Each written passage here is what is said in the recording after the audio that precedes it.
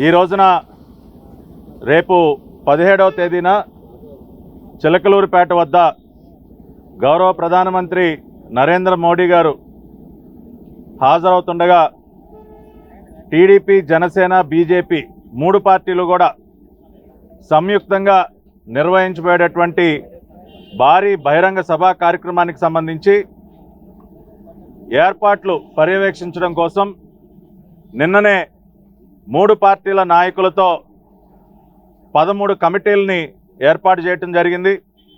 ఈ 13 కమిటీల్లో మూడు పార్టీలకు సంబంధించి 130 మంది నాయకులు ఈ కమిటీల్లో వివిధ బాధ్యతలు నిర్వర్తిస్తూ ఉన్నారు.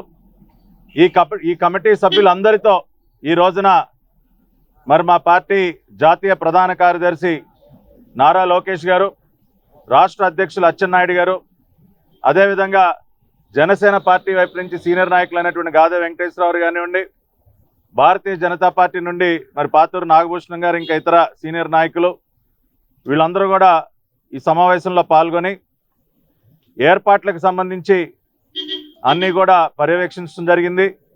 మరి మొట్టమొదటిసారిగా మూడు పార్టీల కూటమి ఖరారైన తర్వాత నరేంద్ర మోడీ గారు, నారా చంద్రబాబు నాయుడు గారు, పవన్ కళ్యాణ్ గారు ముగ్గురు కూడా ఒకే వేదికని పంచుకోబోతున్నటువంటి సభ, మరి రాష్ట్ర వ్యాప్తంగా ఉన్నటువంటి 5 కోట్ల ప్రజలు కూడా ఎంతో ఆసక్తితో ఎదురు చూస్తున్నటువంటి సభ. ఈ సభకి మరి లక్షలాదిగా మరి మూడు పార్టీలకు సంబంధించినటువంటి కార్యకర్తలు, కుటుంబ సభ్యులు, ప్రజలందరూ కూడా హాజరవబోతున్నారు. కాబట్టి ఎక్కడా కూడా ఎటువంటి లోటు లేకుండా అన్ని ఏర్పాట్లు కూడా అత్యంత ఘనంగా నిర్వహించడానికి అన్ని రకాల సలహా సూచనలు కూడా ఇవాళ సీనియర్ నాయకులందరూ కూడా చేయటం జరిగింది. ఆ రోజున సభావేదికపై నుండి రేపు జరగబోయేటటువంటి ఎన్నికలకు సంబంధించి మూడు పార్టీలు కూడా సమర సంకారాన్ని పూరించబోతూ ఉన్నాయి.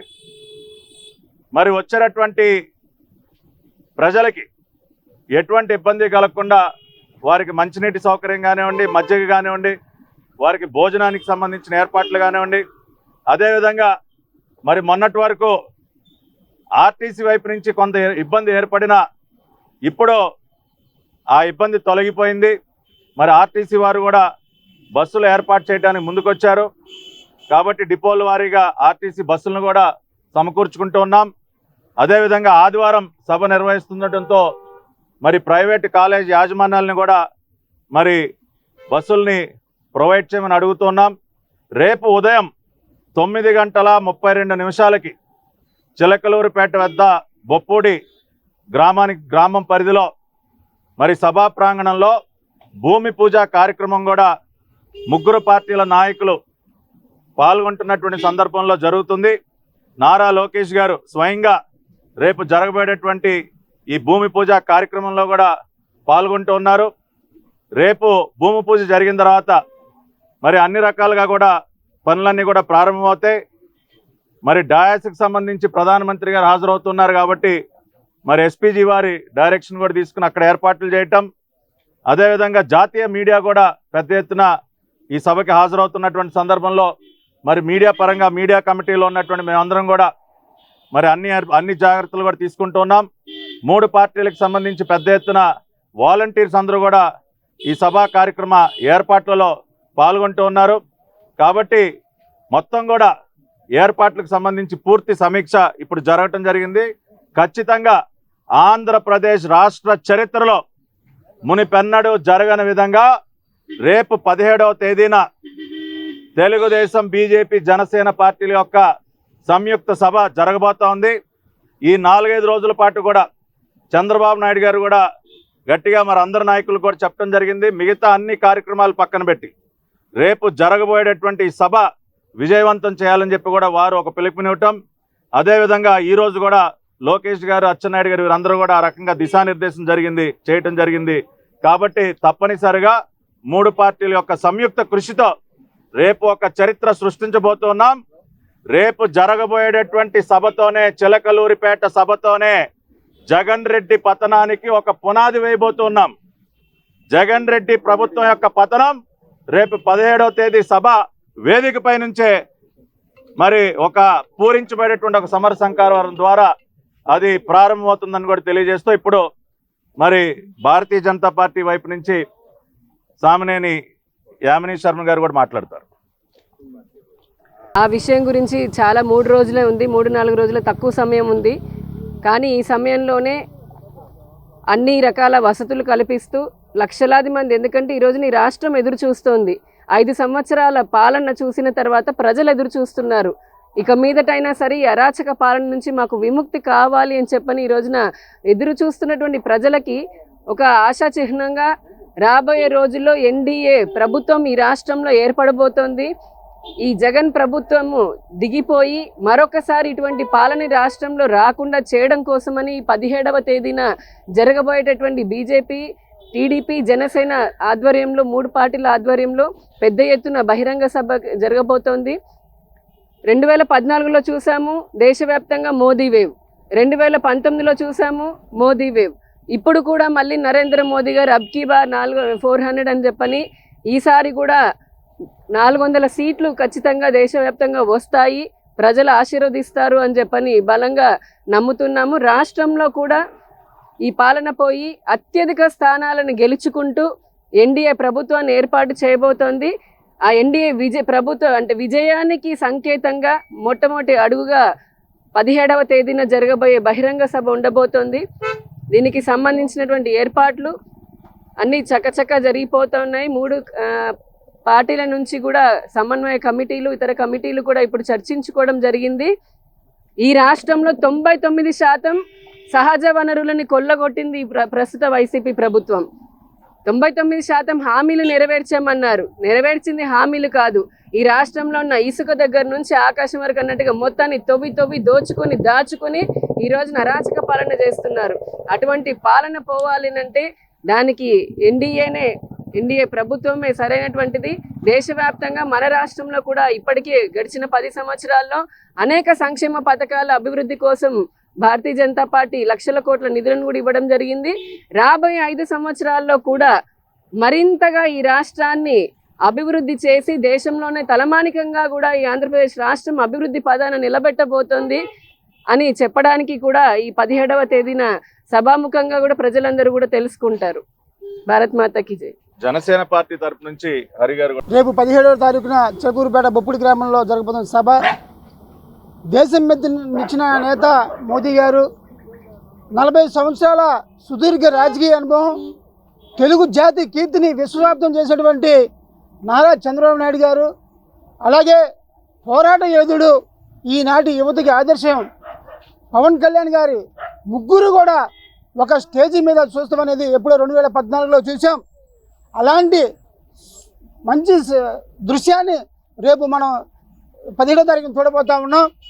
మీకు తెలుసు, ఈ రాష్ట్ర ప్రజలకి ఎప్పుడైతే ఈ రాష్ట్ర ముఖ్యమంత్రిగా వైఎస్ జగన్మోహన్ రెడ్డి అనే వ్యక్తి ప్రమాణ స్వీకారం చేశాడో ఆ రోజునే ఈ రాష్ట్రంలో ప్రజలు స్వేచ్ఛ స్వతంత్రాలు కోల్పోయారు.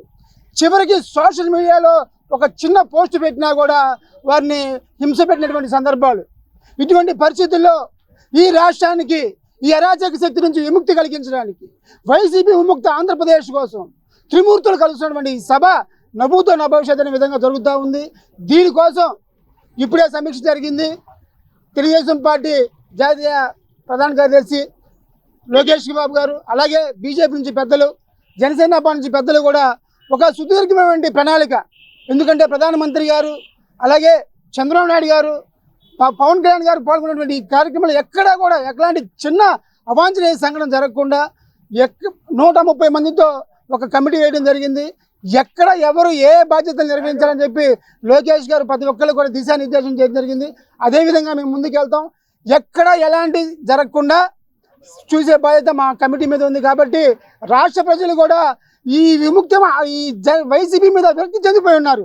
ఏం చెప్తారా మోదీ గారు, ఏం చెప్తారా పవన్ కళ్యాణ్ గారు, ఏం చెప్తారా చంద్రబాబు నాయుడు గారు ఈ రాష్ట్రం కోసం ఏ దిశానిర్దేశం చేస్తారని చెప్పి అందరూ ఎదురు చూస్తూ ఉన్నారు. కాబట్టి ఈ చరిత్రలో మిగిలిపోయేటువంటి ఈ సభకి మీరందరూ కూడా సహకరించేటట్టు కోరుకుంటా ఉన్నాం. సోదరులు నాగభూషణ్ గారు, పాతూరు నాగభూషణ్ గారు కూడా ఒక నిమిషం మాట్లాడారు. సోదరులందరూ కూడా నమస్కారం. గత నెల రోజుల నుంచి కూడా ఎన్నో వార్తలు, క్వశ్చన్లు, ఆన్సర్లకి ఇవాళతో ముగింపు జరిగింది. ఎందుకంటే అలయన్స్ ఉంటుందా, ఎన్డీఏలో ఉంటుందా, ఉండదా, అంతా కూడా వైసీపీ వాళ్ళు చేసిన సోషల్ మీడియాకి, వాళ్ళ ప్రచారానికి మొత్తం ఈ రోజున ఫుల్ స్టాప్ పడింది. రేపు 17వ తారీఖున ఆల్రెడీ సోదరులు పట్టాభి గారు చెప్పారు, ప్రధానమంత్రి గారు మామూలుగా 15వ తారీఖు కూడా విశాఖపట్నం ఉండాల్సిందే, అది కూడా లేదు. ఓన్లీ 17వ తారీఖునే బహిరంగ సభ. అది నవ్వుతో నభవిష్యత్తుగా చేయాలని, ముఖ్యంగా ఏంటంటే భారతదేశంలో ముఖ్యంగా మోడీ గారు చేసేది ఒకటే చెప్తారు, ఆయన స్లోగను, రాజనీతి అనేది రాజకీయం కోసం చేయకూడదు. మనం ఈ రోజున రాజనీతి చేస్తే దేశాభివృద్ధి కోసం, మరి దేశ సంక్షేమం కోసం చేయాలి. అందుకే ఎన్డీఏని మనం కలిపి అన్ని పార్టీలతో కలిసి మనం అభివృద్ధి చేయాలనేదే ఆ స్లోగన్ తీసుకున్నారు. అందుకనే ఈ రోజున ఎన్డీఏలో మరి ఒరిస్సా కానీ, మరి ఇక్కడ మరి అన్ని స్టేట్స్లో కూడా ఎవరైతే పాత మిత్రులు ఉన్నారో వాళ్ళందరినీ కూడా కలుపుకొని దాన్ని ఒక మెసేజ్ ఇవ్వాలనే ఉద్దేశంతో 17వ తారీఖు పెట్టడం జరిగింది. అందుకని ఆ రోజున భారతీయ జనతా పార్టీ, తెలుగుదేశం, జనసేన ఈ 3 పార్టీలు కలిపి ఒక మంచి మెసేజ్ ఇవ్వాలనేదే ఆ రోజున. దాని లక్షల మంది ఆ రోజున జనం ఉంటారు. ఆ రోజు జరిగే కార్యక్రమానికి మరి ప్రజలందరూ కూడా ఎదురు చూస్తున్నారు. ఆ తర్వాత వైసీపీ పార్టీకి నామినేషన్ వేయడానికి కూడా మనుషులు దొరకనటువంటి పరిస్థితి వస్తుంది. ఎందుకంటే వాళ్ళకి అర్థమైపోద్ది ఈ ప్రజల్లో ఎంత వ్యతిరేకత ఉంది, ఎంప్లాయీస్ ఎంతమంది వ్యతిరేకత ఉన్నారు.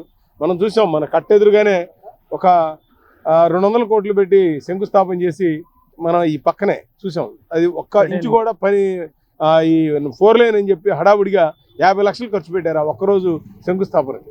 మరి అటువంటిది కట్టే మనకు ఉదాహరణ. డెవలప్మెంట్ అనేది లేకుండా ఎదురుగా మరి ఇక్కడ మన ప్రజావేదికగా చూసాం, మనకు కూలిపోవడం. ఈ కూలిపోయే పరిస్థితి మొదలుపెట్టి ఆ ప్రభుత్వం పతనమయ్యేదాకా ఉంది. కాబట్టి అందరూ కూడా ఈ యొక్క ప్రధానమంత్రి మోడీ గారి ప్రోగ్రామ్ని సక్సెస్ చేయాలని చెప్పి మరొకసారి మనవి చేసుకుంటూ ధన్యవాదాలు.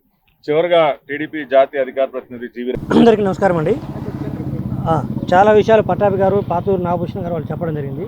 ముఖ్యంగా ఏంటంటే మా టీడీపీ శ్రేణులకు కావచ్చు, భారతీయ జనతా పార్టీ శ్రేణులకు కావచ్చు, లేకపోతే జనసేన శ్రేణులకు కావాలి, మేము తెలియజేసేది అంటే ఇది స్ట్రాటజిక్గా మేము రేపు ఏదైతే పెట్టబోతున్నామో 17వ తేదీన స్ట్రాటజిక్ లొకేషను చిలకలూరుపేట నుంచి ఒంగోలుకి వెళ్ళే నేషనల్ హైవేలో ఒంగోలుకి వెళ్ళే దారిలో ఒక 3 కిలోమీటర్లు రోడ్డుకి కుడివైపున ఈ సభావేదిక ఉంటుంది.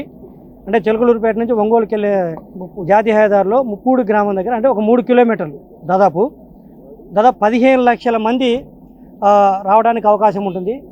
ఈ 15 లక్షలకి సంబంధించి అందరినీ కూడా ఎటువంటి ఇబ్బంది లేకుండా వారు సభకు వచ్చి మళ్ళీ ఇంటికి వెళ్ళేంత వరకు కూడా రకరకాల కమిటీలు ఈరోజు ఫామ్ చేయడం జరిగింది. దాదాపు 13 కమిటీలు.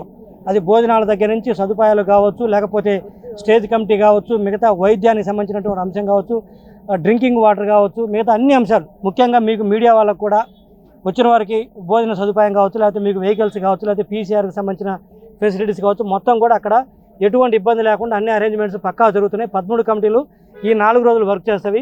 అదేవిధంగా స్టేజ్ పైన కూడా ఈరోజు ఒక నిర్ణయం తీసుకుంది. సూచాయక ఏంటంటే ఆ రోజు ఉండే స్టేజ్ పైన కూడా దాదాపు ఒక మ్యాక్సిమం 50 మందే ఉంటారు. ఎందుకంటే మన భారత ప్రధాని శ్రీ నరేంద్ర మోడీ గారు వస్తున్నారు కాబట్టి, అక్కడ ప్రధానమంత్రి గారు ఉంటున్నారు కాబట్టి ఎక్కువ మందిని కూడా లీడర్స్ని అకామిడేట్ చేయడానికి కుదరదు. కాబట్టి కేవలం ఒక 50 మంది మాత్రమే ఉంటారు.